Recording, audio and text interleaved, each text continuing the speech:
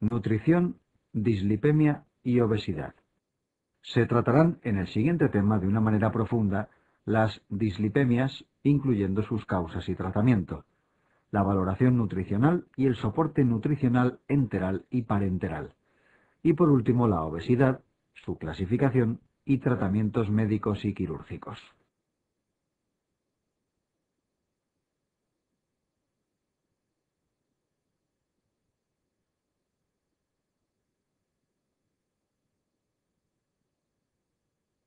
Dislipemia familiar. En relación con la herencia de las distintas dislipemias familiares, la hipertrigliceridemia familiar, la hiperlipemia familiar combinada y la hipercolesterolemia poligénica tienen una herencia poligénica. La dislipemia familiar más frecuente es la hiperlipemia familiar combinada.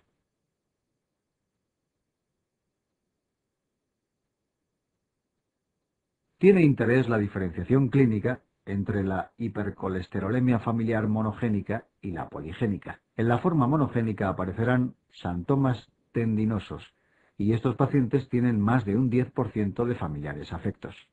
En relación a los valores de colesterol, en el caso de la hipercolesterolemia familiar poligénica, los valores varían entre 200 y 300 miligramos por dl. En la forma familiar monogénica heterocigota, entre 300 y 600 miligramos por dl. Y aquellos pacientes homocigotos para la forma familiar monogénica presentan valores superiores a 600 miligramos por dl.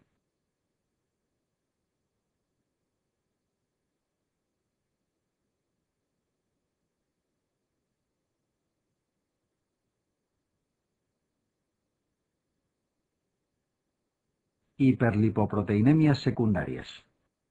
Antes de asumir el diagnóstico de una forma familiar, al igual que antes de comenzar un tratamiento hipolipemiante, debemos destacar las causas secundarias, ya que en estos casos el tratamiento de la misma, por ejemplo, del hipotiroidismo, corregiría la dislipemia. Debemos recordar que el patrón de dislipemia típico de la diabetes mellitus tipo 2 es el mismo que se asocia al síndrome metabólico y la resistencia a la insulina, aumento de triglicéridos con disminución de HDL.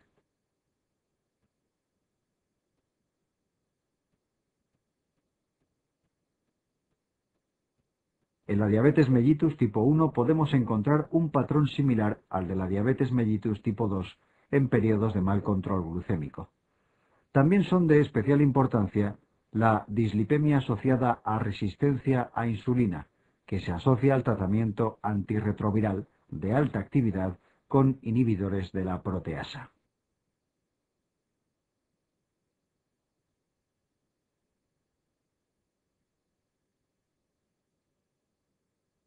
Objetivos de control de la dislipemia. Incluimos a continuación los objetivos de control de la dislipemia según el tercer panel de control, ATP tercero. Estos objetivos serán diferentes en función de la presencia o no de los distintos factores de riesgo cardiovascular o de la presencia de enfermedad vascular ya establecida. Recordar que la diabetes mellitus es un equivalente de cardiopatía isquémica en este sentido.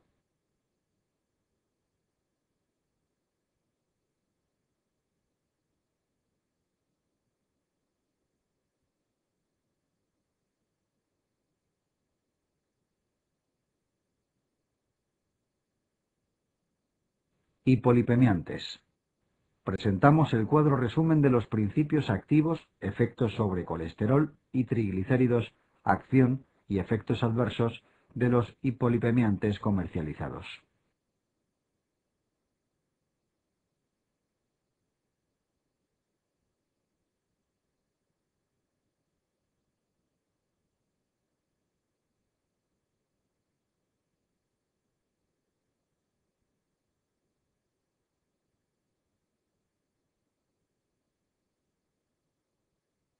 Valoración de la desnutrición.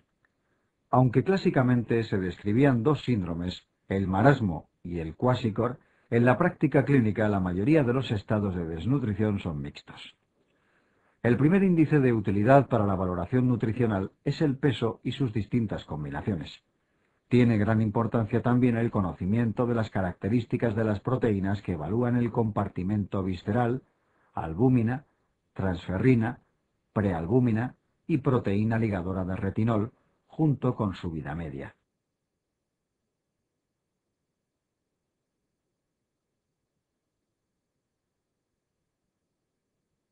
La albúmina constituye un buen parámetro de valoración nutricional inicial, pero dada su vida media prolongada no resulta de utilidad para realizar el seguimiento a corto plazo. Por otra parte, un valor normal casi siempre se corresponde con una adecuada situación nutricional proteica, pero un valor inferior a la normalidad puede aparecer ante enfermedades agudas que desplazan la síntesis hepática hacia otras proteínas o en pacientes portadores de hepatopatías.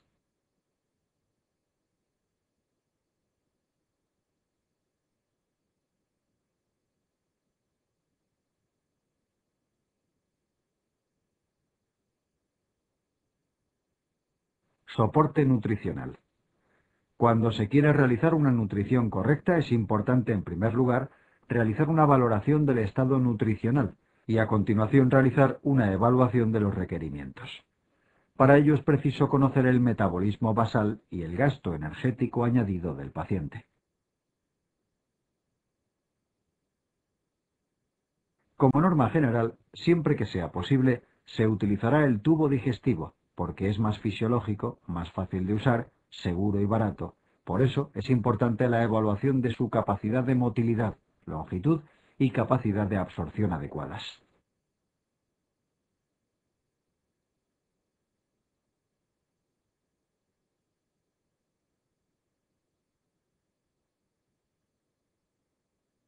Se presenta el algoritmo del soporte nutricional cuando éste esté indicado.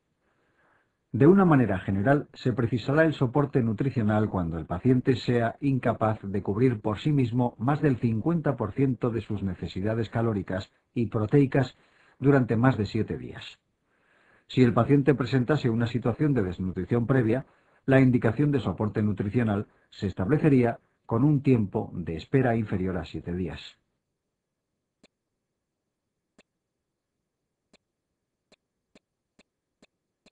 Una vez que existe indicación nutricional, el siguiente punto a valorar sería la posibilidad de utilizar el tracto digestivo en relación a su motilidad, longitud y capacidad de absorción. Si el tracto digestivo es utilizable, el siguiente punto a plantear es si el paciente presenta problemas de deglución. Con estos pasos, lo que pretendemos es utilizar el sistema más fisiológico posible siempre, recurriendo a la nutrición parenteral únicamente cuando no es posible mantener una nutrición adecuada a través del tracto digestivo, o bien cuando la nutrición enteral esté contraindicada.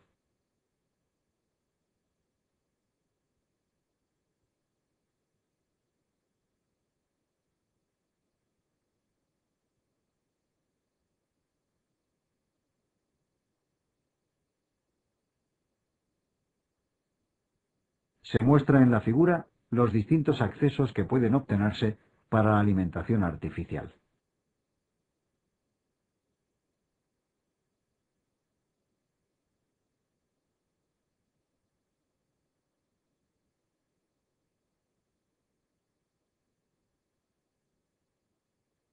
Nutrición enteral. Entre las complicaciones de la nutrición enteral debemos destacar distensión abdominal. En este caso siempre hay que destacar la presencia de híleo paralítico, vómitos o regurgitación. Obliga a suspender la nutrición, valorar el tránsito intestinal, descartar distensión gástrica y comprobar la correcta colocación de la sonda. Broncoaspiración de la dieta. Obliga a la suspensión de la dieta. Diarrea. Si es desde el día 1 a 4 del inicio de la nutrición, suele corregirse disminuyendo el ritmo de infusión o añadiendo fibra. Si se produce a partir del día 4 de nutrición, es importante descartar otras causas, mediante la realización de coprocultivos.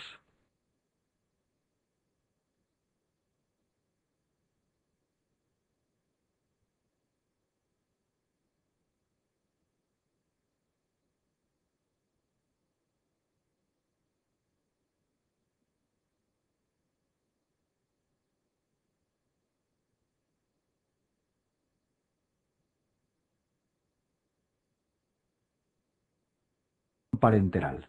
Se presentan las indicaciones de la nutrición parenteral. En definitiva, utilizaremos una nutrición parenteral siempre que exista indicación de soporte nutricional y la nutrición enteral o bien está contraindicada o bien es insuficiente para cubrir las necesidades del paciente. Las complicaciones de la nutrición parenteral son mecánicas, derivadas de la colocación del catéter, neumotórax, etc. Metabólicas, 1. Alteraciones de la glucemia, 2. Hiperlipemias, 3. Alteraciones de los electrolitos, 4. Elevación de enzimas hepáticos. Infecciosas, habitualmente por contaminación del catéter, aunque también puede estar contaminada la bolsa de nutrición parenteral.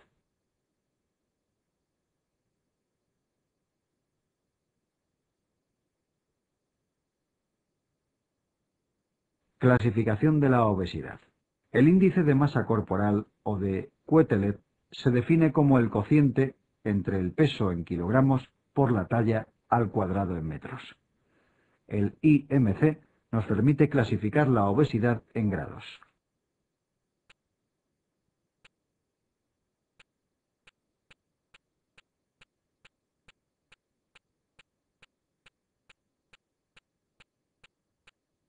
Tratamiento de la obesidad. La dieta es, al igual que en la diabetes, un pilar básico del tratamiento de la obesidad, ya que ninguno de los tratamientos farmacológicos resulta útil si no se acompaña de la dieta. Inicialmente se suelen prescribir dietas de 800-1500 kilocalorías con el objetivo de perder 1 kilogramo por semana. En aquellos pacientes que se someten a cirugía bariátrica, el seguimiento adecuado de la dieta también es un pilar fundamental para evitar la aparición de complicaciones. Presentamos las principales características de los tratamientos farmacológicos.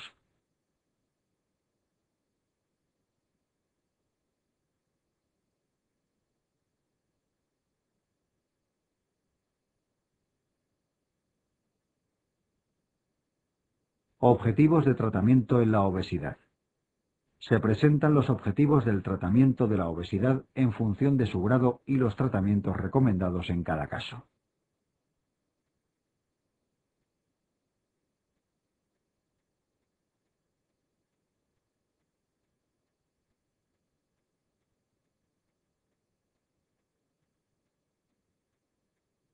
Cirugía bariátrica. Se presentan a continuación las indicaciones de la cirugía bariátrica. Es de especial importancia tener en cuenta que el paciente no debe presentar patología psiquiátrica asociada y debe tener un riesgo quirúrgico y anestésico aceptable. Para evitar las complicaciones es fundamental una educación nutricional y apoyo psicológico tanto previamente como después de la intervención. Los suplementos multivitamínicos y de oligoelementos, así como la monitorización periódica del estado nutricional del paciente. Unas buenas recomendaciones y seguimiento dietético serán capaces de prevenir la principal complicación de la cirugía bariátrica, los vómitos.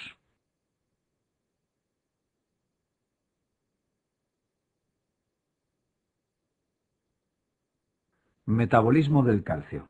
El siguiente tema corresponde al metabolismo del calcio.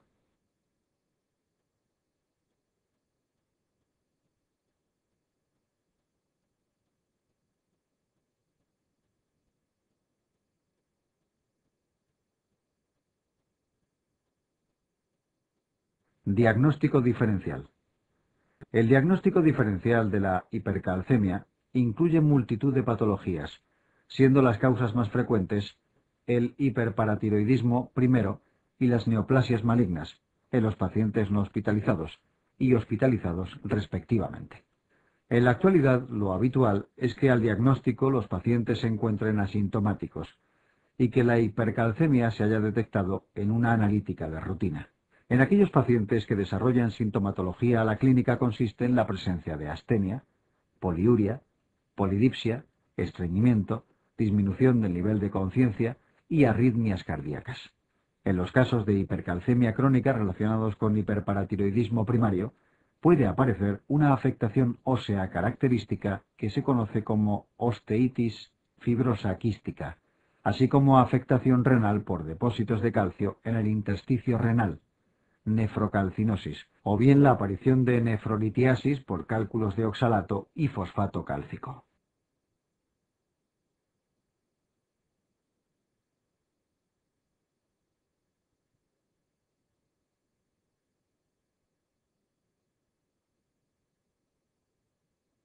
En cuanto al diagnóstico diferencial, el dato que más información aporta son los niveles séricos de fósforo.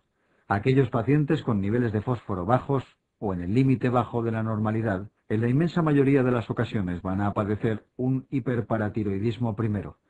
Por lo tanto, para confirmar este, debemos determinar los niveles de PTH inmunoreactiva. Si estos se encuentran elevados antes de diagnosticar al paciente de un hiperparatiroidismo primero, debemos descartar que el paciente no esté tomando sales de litio, que producen una hipercalcemia, con fósforo bajo y PTH elevada, por bloqueo del sensor de calcio de la glándula paratiroidea, o que el paciente no padezca una hipercalcemia hipocalciúrica familiar, enfermedad de herencia autosómico dominante en la que existe una mutación en el sensor de calcio de la paratiroides y túbulo renal, que cursa con hipercalcemia desde la infancia y rara vez es sintomática.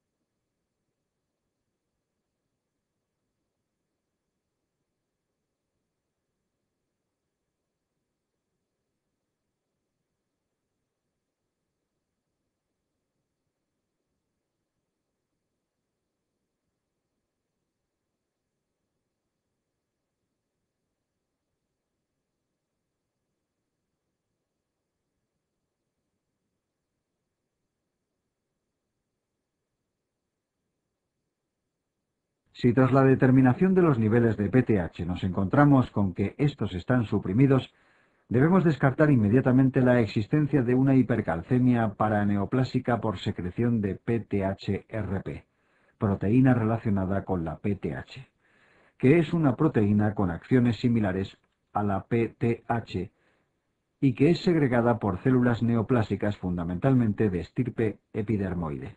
En el otro lado tenemos los pacientes que presentan fósforo elevado o en el límite alto de la normalidad. Tras la determinación de los niveles de vitamina D, podemos diferenciar aquellos pacientes con cifras elevadas secundarias a intoxicaciones por vitamina D, enfermedades granulomatosas, sarcoidosis o neoplasias, linfomas, de aquellos con niveles disminuidos como acontece en el caso de las metástasis líticas a nivel óseo, enfermedades que cursan con aumento de la resorción ósea, hipertiroidismo o intoxicación por vitamina D, o en la hipercalcemia por hiperparatiroidismo segundo o terciario en la insuficiencia renal crónica.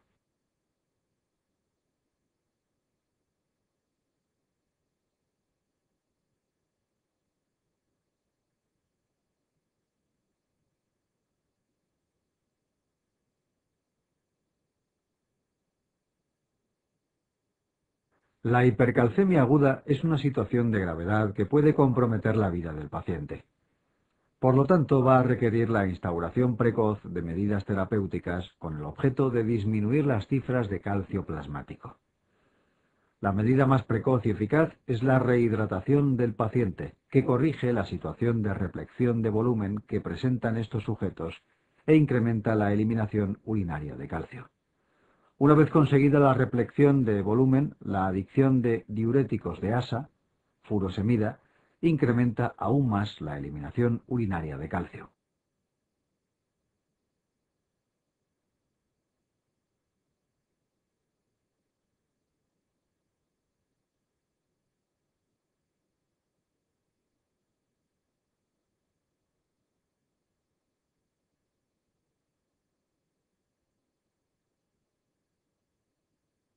En cuanto al manejo farmacológico específico, el tratamiento de acción más rápida inicialmente es la administración de calcitonina, aunque presenta el problema de la taquifilaxia, requiriendo frecuentes aumentos de dosis que cada vez son menos efectivas con el uso repetido. Los fármacos más potentes a la hora de disminuir los niveles plasmáticos de calcio son los bifosfonatos. Estos fármacos tardan en conseguir un efecto completo entre 24 y 48 horas, aunque su vida media es muy prolongada, y mantienen su acción sobre los niveles de calcio durante varios días. Su principal mecanismo de acción es la disminución de la resorción ósea al inhibir la acción osteoclástica.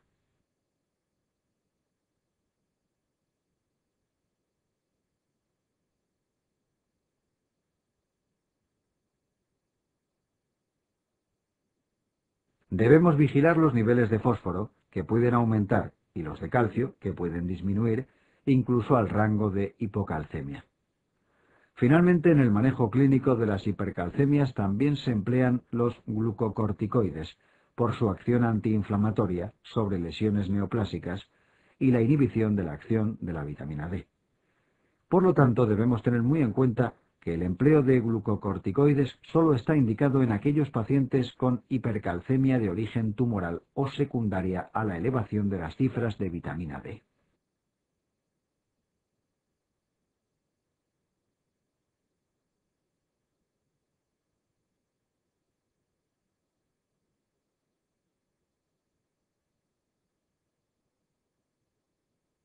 Una vez realizado el diagnóstico de la hipercalcemia provocada por un hiperparatiroidismo primero, he instaurado el tratamiento en situación aguda si éste es necesario. La decisión más importante a tomar en el hiperparatiroidismo primero es si el paciente presenta indicación quirúrgica o no. Los criterios de indicación quirúrgica se reflejan en esta diapositiva y son la edad, se interviene a todos aquellos pacientes menores de 50 años. La elevación de los niveles de calcio plasmático, 1 miligramo por dl, por encima del límite superior de la normalidad, que normalmente se sitúa en 10,5 miligramos por dl. La eliminación urinaria de más de 400 miligramos de calcio al día.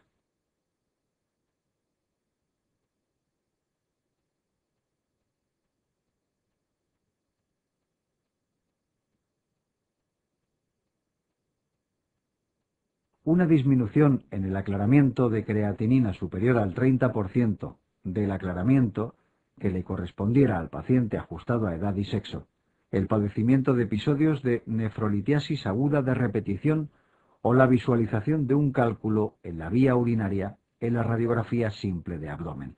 A nivel óseo es criterio quirúrgico la presencia de un descenso en la densidad mineral ósea superior a menos 2,5 desviaciones estándar en el T-score.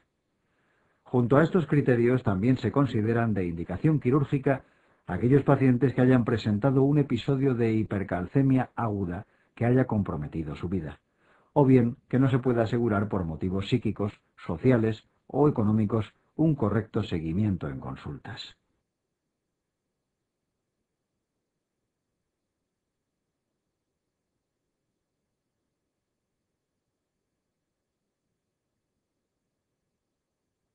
Una vez indicada la cirugía, recordar que para la realización de la misma no es imprescindible ninguna prueba de imagen, ya que la palpación manual de las glándulas paratiroides por parte del cirujano es el método más sensible para la identificación de la glándula patológica.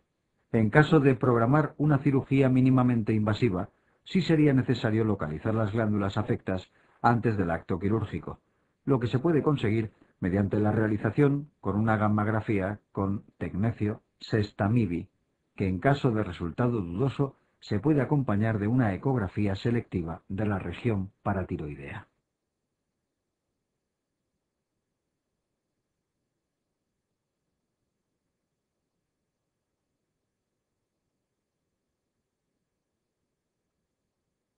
Si el paciente con hiperparatiroidismo primario no presentara criterios de cirugía o rechazara la misma, debemos iniciar medidas dietéticas y farmacológicas con el objeto de intentar mantener los niveles de calcio dentro de un rango no peligroso para la vida del paciente. La hidratación abundante por vía oral suele ser una medida suficiente en la mayoría de los pacientes para mantener los niveles de calcio por debajo de 11,5 miligramos por dl. En aquellos pacientes en los que esta medida no es suficiente para el control del calcio o presenten complicaciones asociadas al hiperparatiroidismo, debemos instaurar tratamiento farmacológico.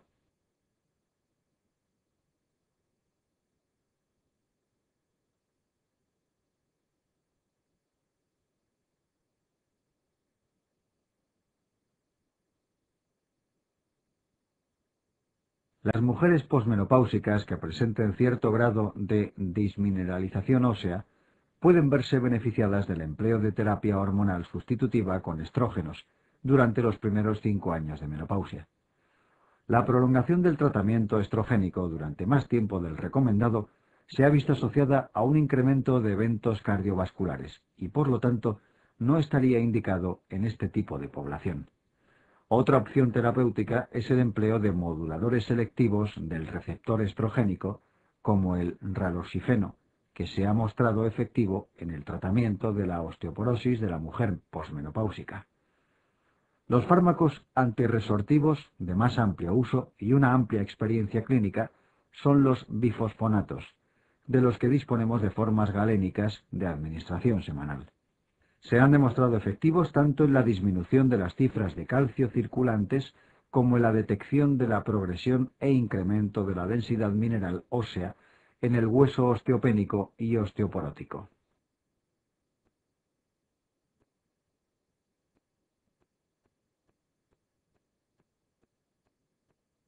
Recientemente se ha introducido como tratamiento antiosteoporótico la administración de sales de estroncio.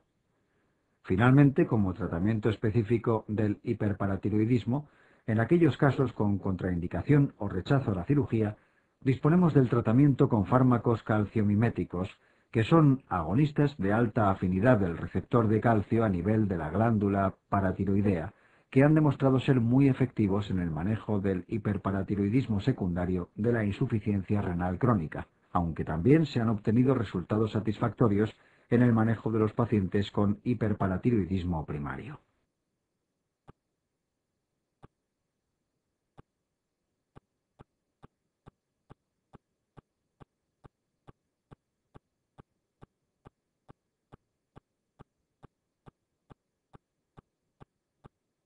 La hipocalcemia se va a manifestar clínicamente como un cuadro de hiperexcitabilidad neuromuscular, en el que van a aparecer espasmos carpopedales y musculares y, en los casos más extremos, espasmos laríngeos y convulsiones.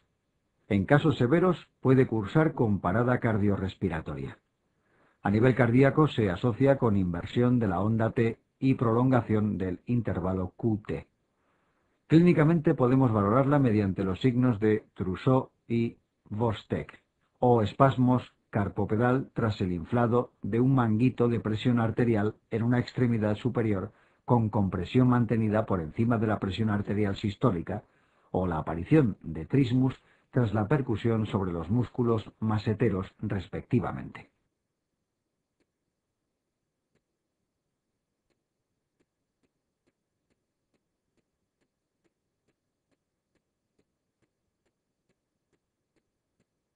En cuanto a su diagnóstico diferencial, debemos valorar, al igual que en el caso de la hipercalcemia, los niveles de fósforo.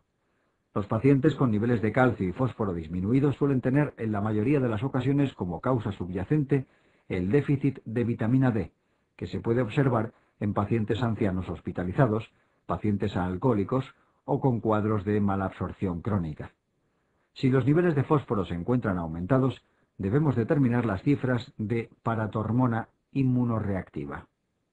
Si estos se encuentran disminuidos, la causa de la hipocalcemia es un hipoparatiroidismo primario, en la mayoría de las ocasiones de origen posquirúrgico, y en menor medida autoinmune o de etiología idiopática.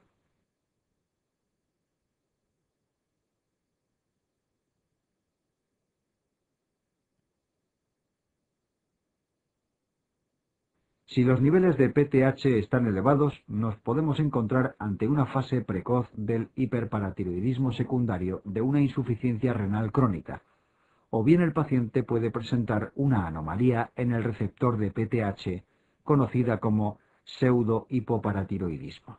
Mención aparte merece las alteraciones asociadas a la hipomagnesemia. La presencia de niveles sanguíneos disminuidos de magnesio se relacionan con hipocalcemia por alteración de la secreción de PTH o bien disminución de la respuesta periférica a esta. Si la hipomagnesemia es leve o moderada bioquímicamente, nos encontraremos con cifras de calcio descendidas y aumento de PTH. Si la hipomagnesemia es severa, nos encontraremos con hipocalcemia y descenso de las cifras de PTH.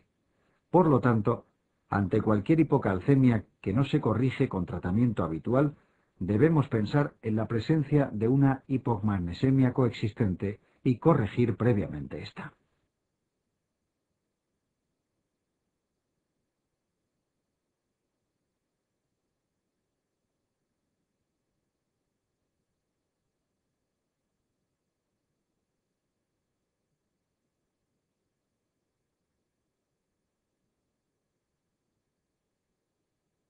El pseudohipoparatiroidismo consiste en un trastorno hereditario que cursa con una insensibilidad del receptor de PTH a la acción de esta hormona. El receptor de PTH es un receptor de membrana unido a una proteína G y que utiliza como mensajero intermediario el AMP cíclico sintetizado por una adenilato ciclasa. Existen tres tipos de pseudohipoparatiroidismo: los tipos 1A y 1B y el tipo 2, por alteraciones a distintos niveles del receptor. El tipo 1A está producido por una mutación en la proteína G de membrana y se asocia con un cuadro malformativo que se conoce como osteodistrofia de Albright y que cursan con cara redondeada, pseudopterygium, coli, obesidad, talla baja y acortamiento del cuarto y quinto metacarpiano, y se puede acompañar en ocasiones de retraso mental.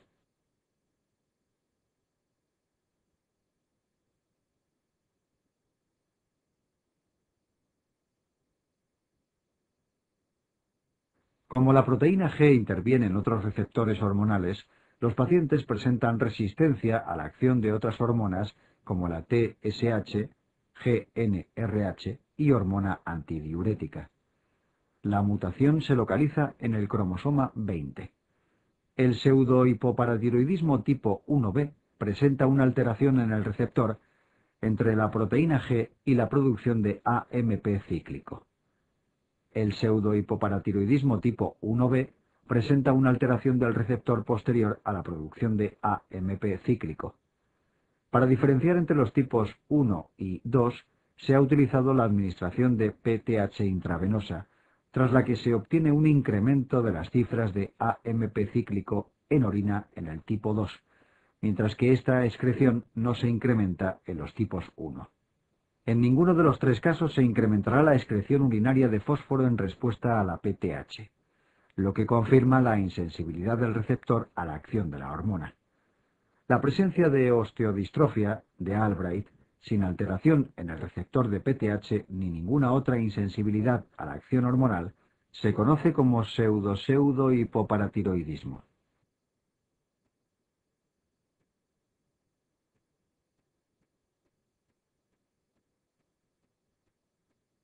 Trastornos que afectan a sistemas endocrinos múltiples. El siguiente tema corresponde a los trastornos que afectan a sistemas endocrinos múltiples.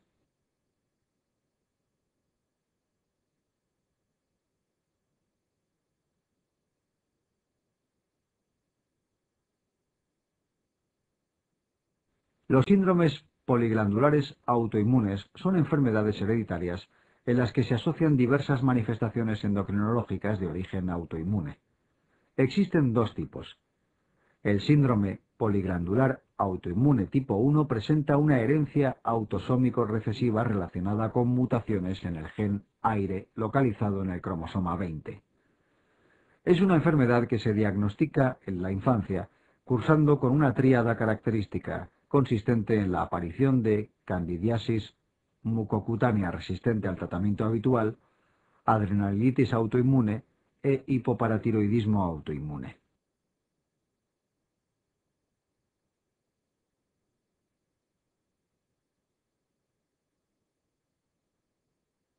Asocia con frecuencia hipogonadismo autoinmune, y los pacientes pueden presentar otras afecciones autoinmunes como la diabetes mellitus tipo 1.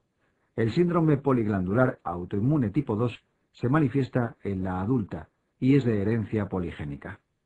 Se caracteriza por la asociación de adrenalitis autoinmune junto con diabetes mellitus tipo 1 o enfermedad autoinmune del tiroides. Puede asociar igualmente otras enfermedades autoinmunes. Hasta el 25% de los pacientes con miastenia gravis presentan un síndrome poliglandular autoinmune tipo 2.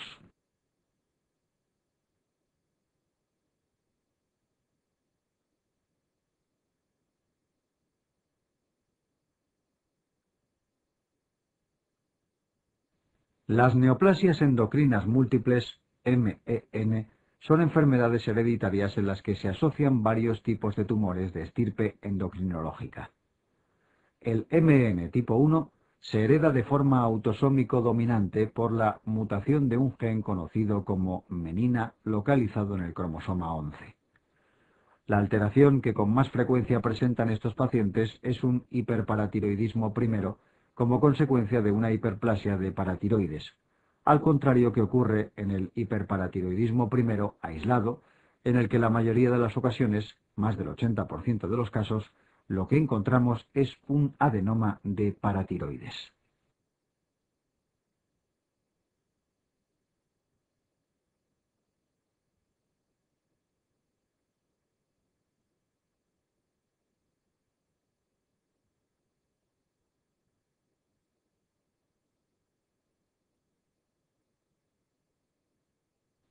La segunda manifestación por orden de frecuencia son los tumores gastroenteropancreáticos, de los cuales el más frecuente es el gastrinoma en un 40% de los casos, seguido del insulinoma. Finalmente, estos pacientes asocian tumores hipofisarios, siendo el más frecuente el prolactinoma seguido del productor de GH. En un 25% de los pacientes podemos encontrar adenomas no funcionantes localizados en la suprarrenal. El MEN tipo 2 es consecuencia de una mutación en el protooncogen RET localizado en el cromosoma 10.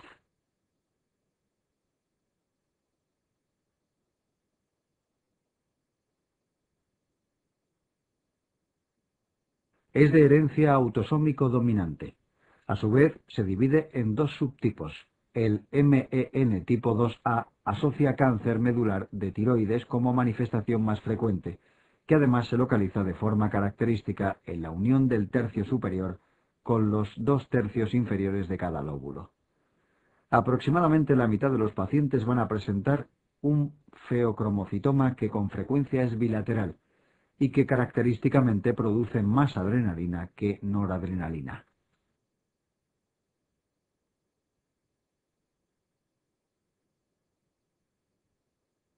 La manifestación menos frecuente es el hiperparatiroidismo por hiperplasia de paratiroides.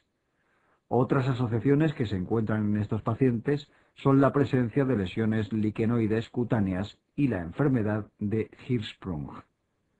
Los pacientes que presentan un MEN tipo 2B presentan una variedad de carcinoma medular de tiroides más agresivo que puede debutar con metástasis antes del año de edad. Asocia también la presencia de feocromocitoma, que al igual que en el caso del MEN2A es frecuentemente bilateral, gangliomatosis mucointestinal y hábito marfanoide.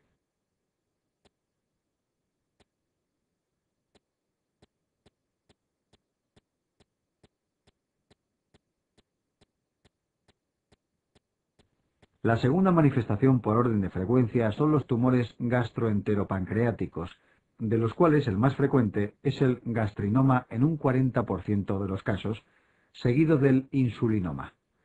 Finalmente, estos pacientes asocian tumores hipofisarios, siendo el más frecuente el prolactinoma seguido del productor de GH.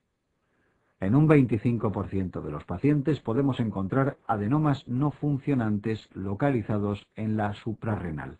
El MEN tipo 2 es consecuencia de una mutación en el protooncogen RET localizado en el cromosoma 10.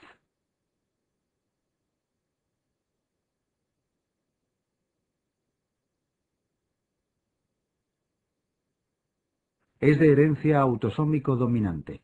A su vez, se divide en dos subtipos. El MEN tipo 2A asocia cáncer medular de tiroides como manifestación más frecuente, que además se localiza de forma característica en la unión del tercio superior con los dos tercios inferiores de cada lóbulo.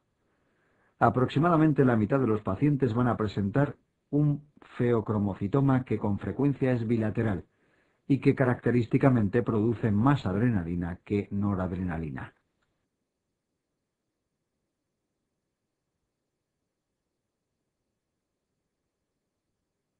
La manifestación menos frecuente es el hiperparatiroidismo por hiperplasia de paratiroides.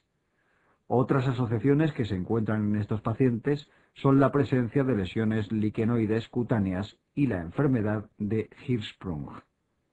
Los pacientes que presentan un MEN tipo 2B presentan una variedad de carcinoma medular de tiroides más agresivo que puede debutar con metástasis antes del año de edad.